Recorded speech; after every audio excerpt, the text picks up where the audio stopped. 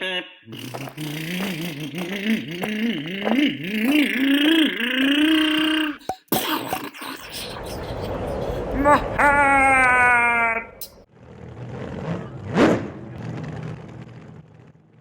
back with the rear part of this Pro2 SC10. So now I do have everything removed. If you want to access the transmission, you will have to remove everything. Now in here, this is how I'm going to walk you through how to remove and replace things. If you needed to just replace the rear bumper, this little section, it's just these 4 screws, this plate comes out. If you need to replace the springs, either one, you will have to remove the corresponding screws, lower, top, and then you have a screw here or a screw over here, depending on whether it's the top spring or the bottom spring. Now, I will not be removing these, but that's how you remove this. What I want to do is remove this entire section. If you need to replace this this body mount tower, it's just these 4 screws, that would be it. This portion here, I've never seen one break, so I doubt you would have to replace that. But if you did have to replace this, this screw, that screw, the 2 on the shock tower, and then these 4, and then that piece would just come out. So right now we're just going to separate the entire assembly from the transmission by removing the least amount possible screws. And I'm going to start with this one. Now this is a long one, it goes all the way through, but it only threads part of the way. Well, I guess it threads to the other side as well. If this wasn't on, I would actually be able to pull this out. See, this threads only to this other side, it doesn't thread to the actual transmission.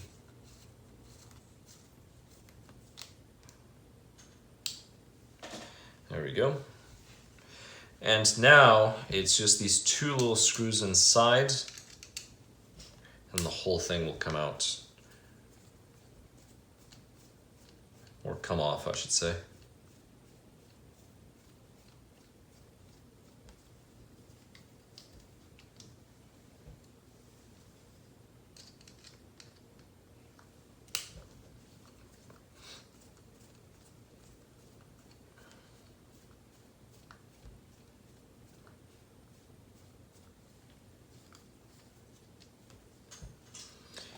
All right.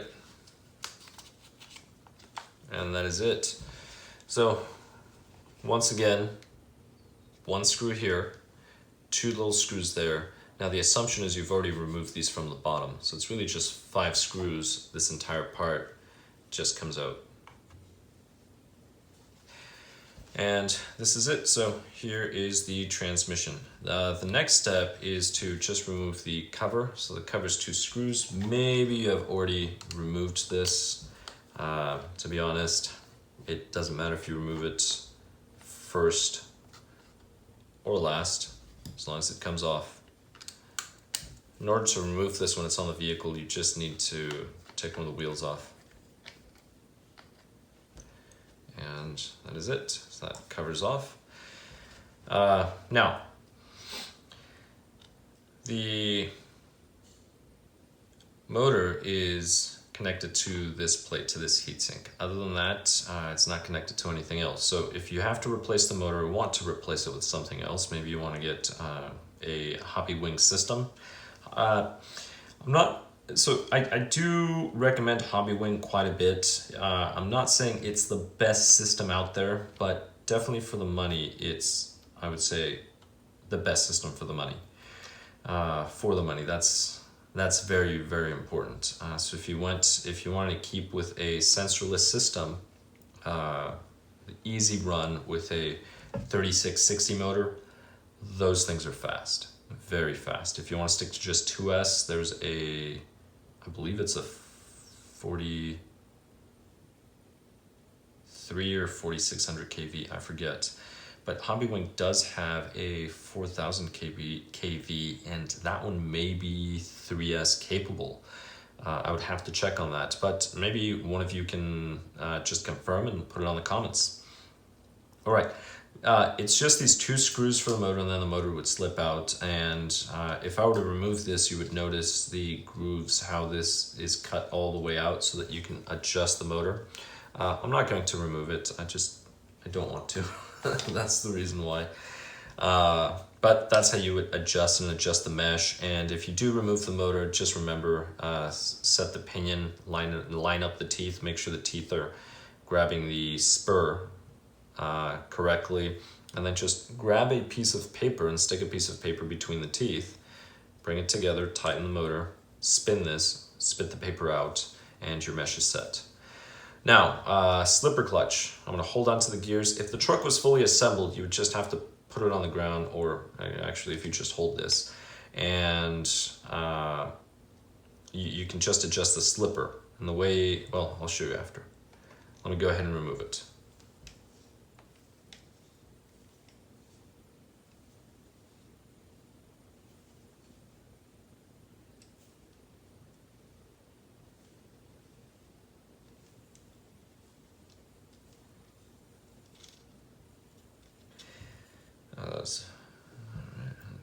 That was actually felt kind of loose. All right.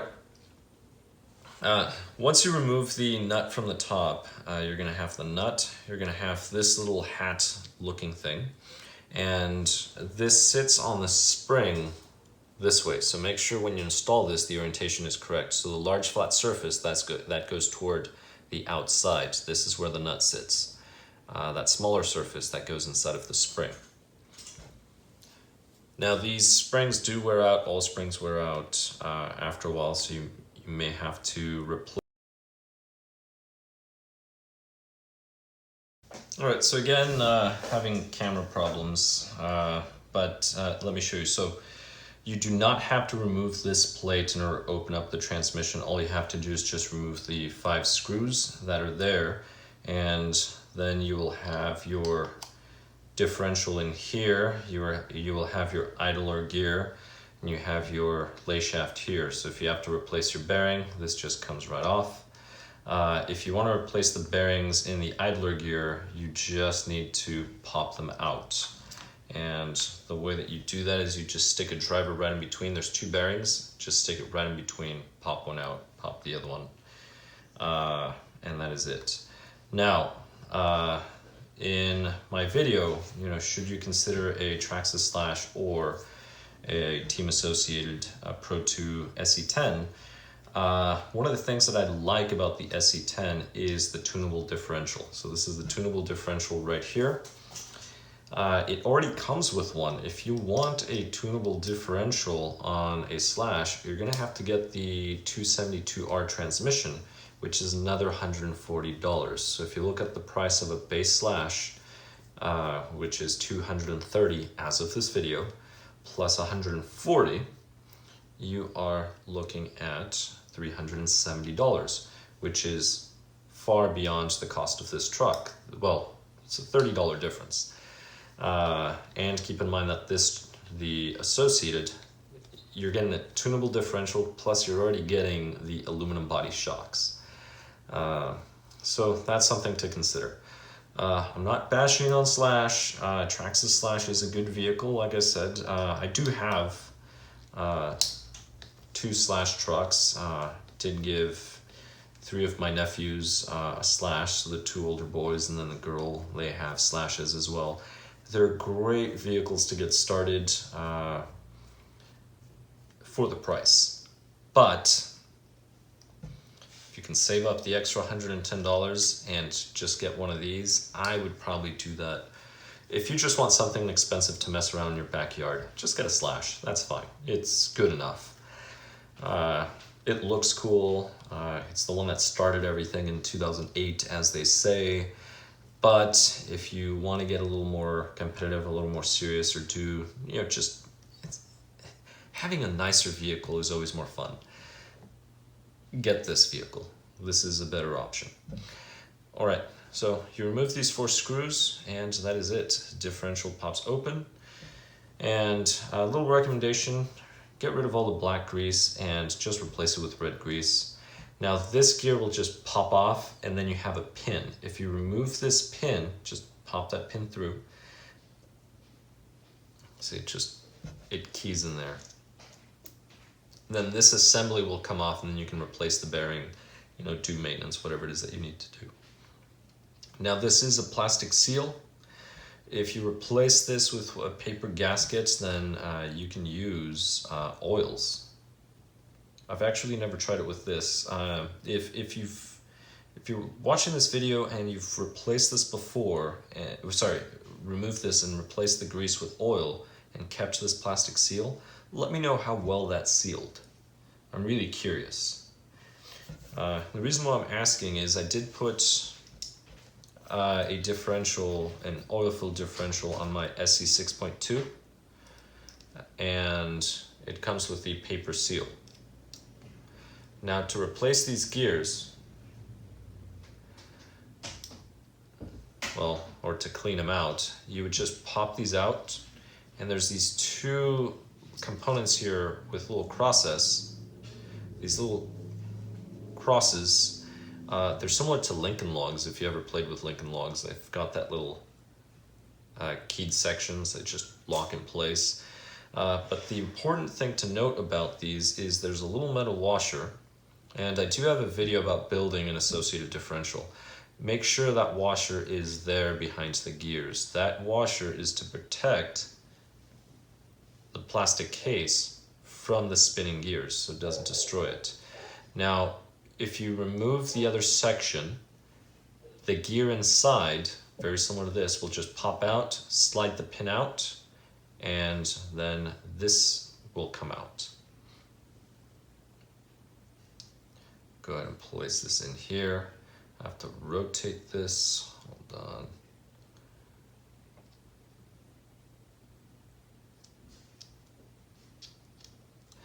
Right in there. All right. Now, I don't know what my friend has in mind as far as tuning, so I'll leave it as is. But again, I would recommend red grease. Red grease simply has more resistance than black grease. That's the reason why I recommend red grease for these open differentials. So if you have sort of an open differential, it'll just create a little more resistance than black grease. The other thing too is it doesn't gunk up as bad as black grease. Black grease, once it gets old, it's,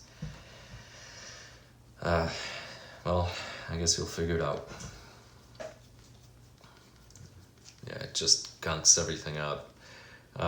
That's the reason why lithium grease, if you need parts to be lubed, for example, let's just say you have a 2-speed transmission on a Revo 3.3, use lithium grease. And the reason why, or actually the other fluid that's very good is if you use differential lube for ball differentials, that works great. Don't use black grease. People will use black grease, and the problem is after, say, about a year, it gunks up. And then the problem with it is that then your gears get stuck, so then the transmission doesn't want to shift between forward and reverse. So that's the reason why. Do have a video on restoring an old T-Max. That was the issue. I had to clean the transmission out. Yep, the owner, so I bought it from a guy that bought it from a guy. Anyway, that individual used black grease in the transmission, and then the thing wouldn't shift, and it was just because everything was gunked up. Alright, so now I can go and tighten all 4 of them.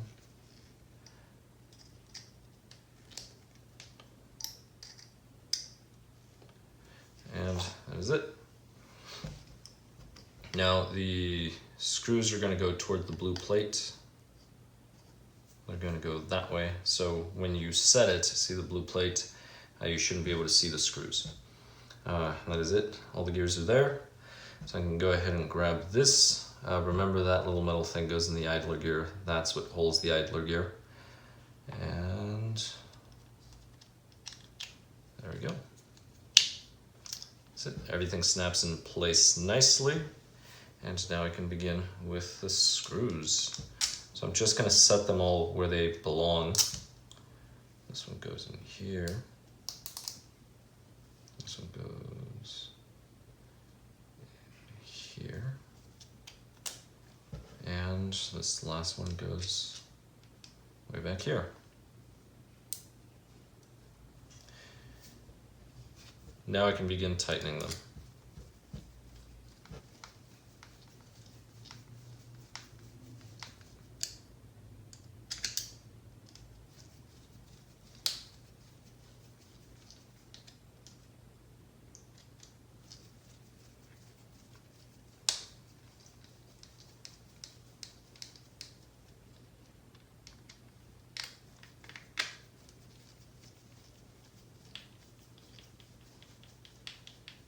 Now, if you're watching this video, chances are you already have this truck. If you're just watching these videos just for fun and you're contemplating a two-wheel drive short course just to get started, this is a very, very good truck to get started with.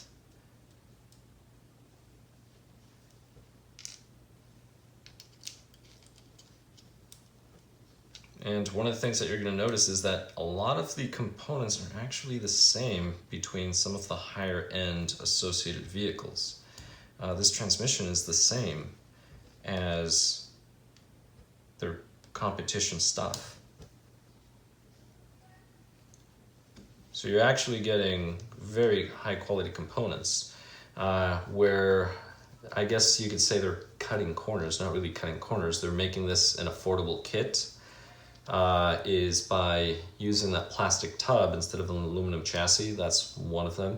Also the shocks, you don't get the threaded body shocks like you would on the others, so you have to use the plastic spacers.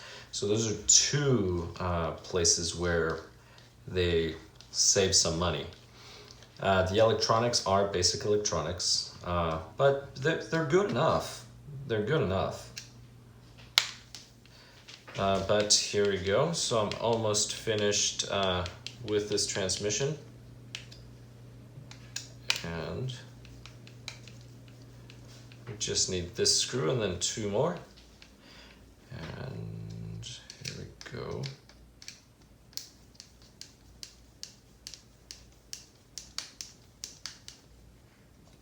And this one. But that is it when it comes to transmission. The transmission is pretty simple, straightforward. If you have any comments or questions, please post them. If you have not subscribed, go ahead and subscribe. That would help a lot. On the next video, I will reassemble the entire thing. I'll catch you in the next one. Thank you very much for watching. What? Oh, my hair! My tongue! My rod!